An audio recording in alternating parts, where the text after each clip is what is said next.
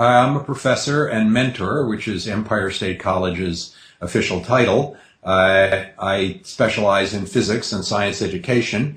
I've had that particular area of interest for about 7 years, but I've been with the college 39 years. I'll be starting my 40th in September.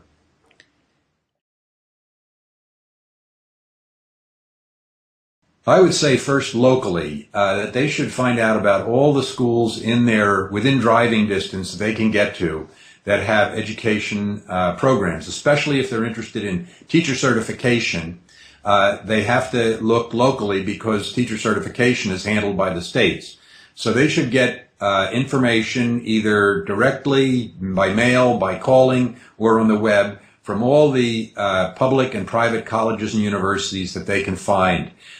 They should use the web because all these programs have websites, and they can find out a lot about them there, sometimes more up to date than the printed materials. There also could be programs at a distance to serve their needs, but they have to be aware of the requirements for actual presence in terms of teaching or conferencing and that sort of thing.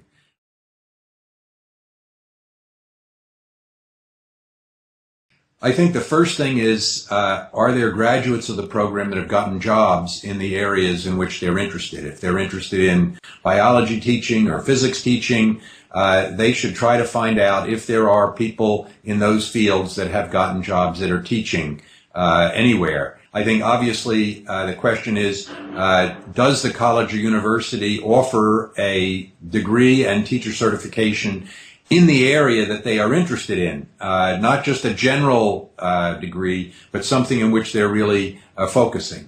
The question of how many credits are required for graduation, is the college or university accredited by the regional accrediting agency? That's the Middle States Association in the Northeast U.S., and there are others for other parts of the country.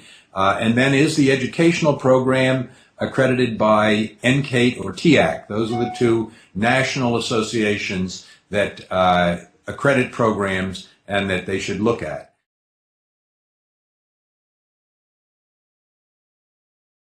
First, I look for some kind of connection with teaching, with children and with teaching. It can be informal. It doesn't have to be necessarily teaching in a formal school. It could be at the Y, it could be in a religious school, it could be leadership in a youth group, it could be managing a group or leading a group at work, it could be teaching others at work about your specialty, all those sorts of things. Being able to get up in front of a group and lead a group is very, very important. Strong content knowledge is essential. You have to know your subject inside out. No amount of content knowledge is enough when you get up in front of the children and they start asking you questions that you hadn't thought about. I think you also need broad academic knowledge, the liberal arts, throughout the liberal arts, not just in, say, physics, but also across the sciences, math, and then the liberal arts areas, history and philosophy and music and the arts. All of those things, English, literature, all those things help a lot in teaching.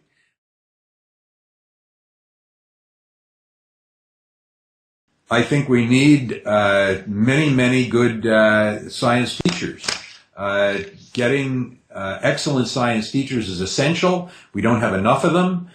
Children need to learn science now. That's now a national priority, a state priority, a local priority. There's going to be a lot of teachers that are retiring. I think science is a wonderful field that now has got a lot of popular support and popular enthusiasm, and the kids are looking for that kind of leadership.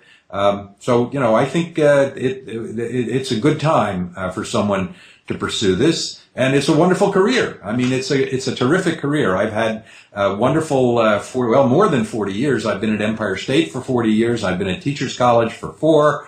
But I was teaching while I was a senior in high school, and I've never regretted it. And I'm going to continue it after I retire, I'm sure.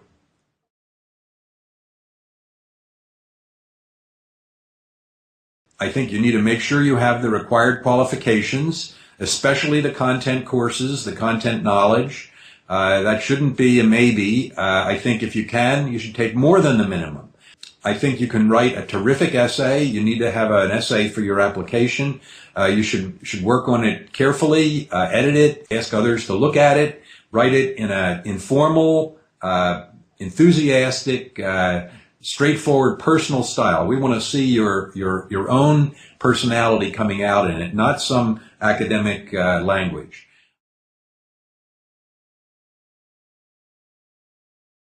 I think the sky is the limit for science education careers for well-qualified individuals.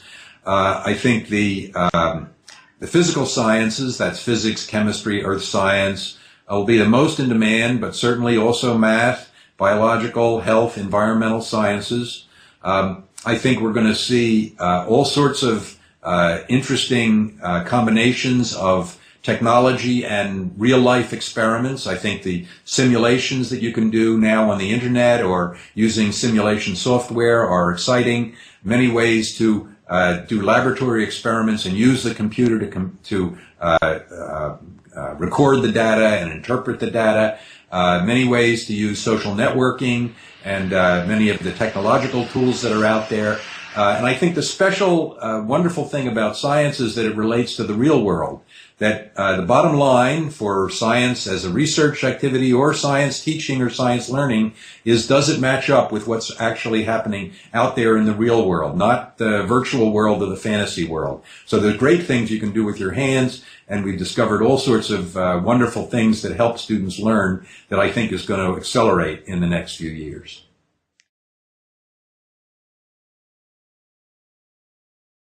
In science, everybody develops this kind of gut science. We know how the world works intuitively. And a lot of those ideas are wrong, or they're not quite correct. And in order to develop a real science understanding, literacy, you have to overcome some of those ideas. And the challenge in science teaching is to really find out ways to help students do that.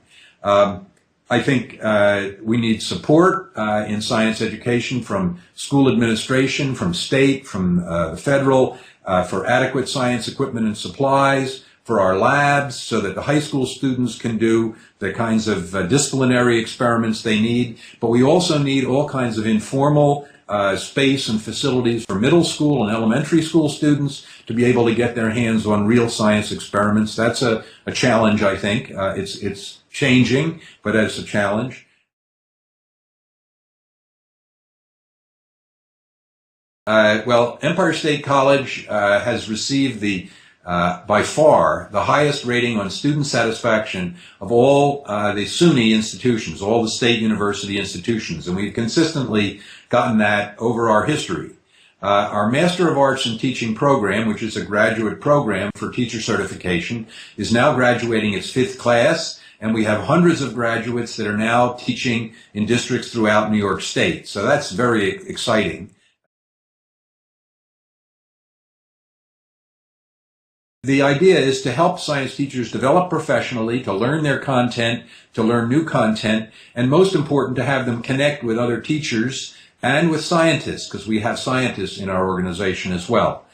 We have an integrated calendar of all the science education activities in the entire metro area. So many of the other, all the other institutions that conduct activities, the museums, the zoos, the outdoor, the gardens, the parks department, they all contribute. And so this one calendar at the academy has everything you might ever want daily in the New York City area. That is at, and I'll give you the address, nyas.org/science education.